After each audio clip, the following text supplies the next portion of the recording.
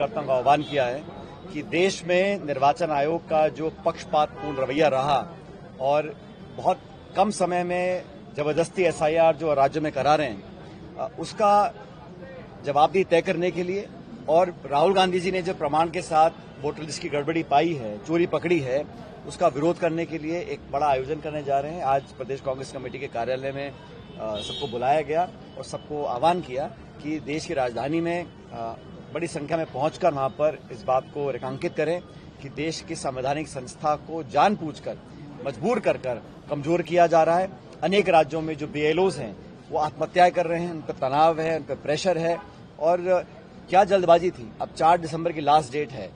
अनेक राज्यों में करोड़ों लोग हैं जो गरीब है, अशिक्षित है, असहाय है, साधन नहीं है, वो डॉक्यूमेंट्स इकट्ठे करे, फॉर्म भरे, फोटो खिंचवाए, समय लग जाता है। तो जल्दबाजी में किया जा रहा काम है। हमने समय मांगा है निर्वाचन आयोग से और बढ़ाने के लिए, लेकिन अब तक कोई रिस्पांस नहीं आया।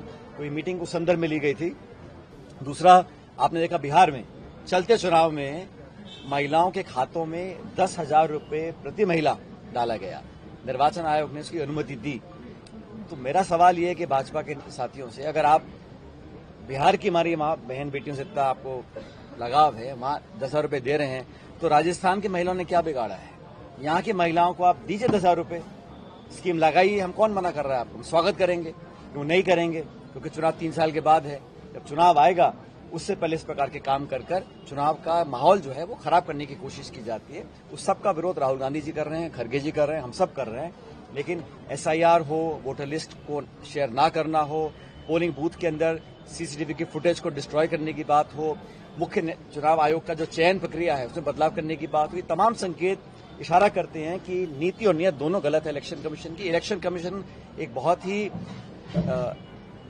नाजुक संस्था है जो जिम्मेदारी रखती है देश की लोकतंत्र को प्रबल और जीवित रखने का।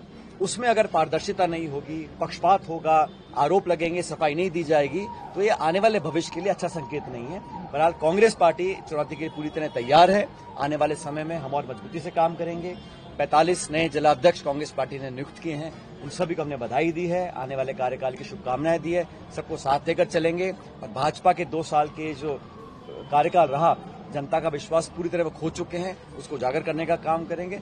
और संगठन को राहुल जी का जो एक परिकल्पना है, खड़गे जी का जो आदेश है, दिशा निर्देश है, उसके तहत संगठन को और मजबूत करने का काम सब लोग मिलकर करेंगे। सर, बिहार चुनाव से पहले ही कांग्रेस एसआईआर का मुद्दा लेकर चल रही थी, लेकिन जो नतीजे आए वो कांग्रेस के पक्ष में नहीं है। क्या इस रैली के माध्यम से कुछ ऐसा संदेश देश भर में जाएगा? हम प्रमुख विपक्षी दल हैं, राहुल गांधी विपक्ष के नेता है संसद के अंदर। हमारी नैतिक जिम्मेदारी है, हमारा कर्तव्य है, हमारा धर्म है।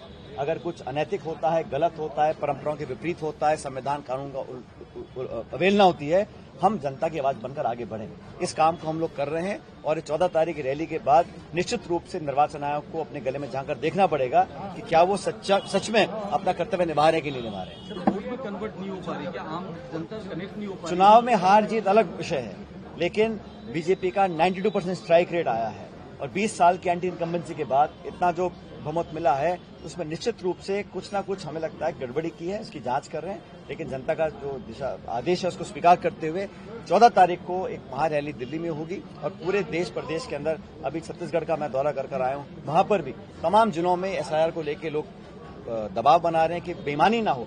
जिसको अधिकार वोट डालने का है वो छीना नहीं जाना चाहिए और गलत आदमी आना नहीं चाहिए। घुसपैठियों का नाम देकर आप गरीब, दलित, पिछड़े, आदिवासियों, नौजवान के नाम काटना चाहते हो, ये कांग्रेस पार्टी नहीं होगी। राजस्थान में भी ऐसी कई सीटों पर आई चीजें सामने की, जहाँ वो समय समय पर जब प्रमाण स्पष्ट हो जाएंगे वो आपके सामने लेकर आएंगे। लेकिन अब तक राहुल जी ने जो डेटा दिया है उस पर निर्वाचन आयोग ने दुर्भाग्यवश आज तक ना तो कोई जवाब दिया है, ना जांच बिठाई है।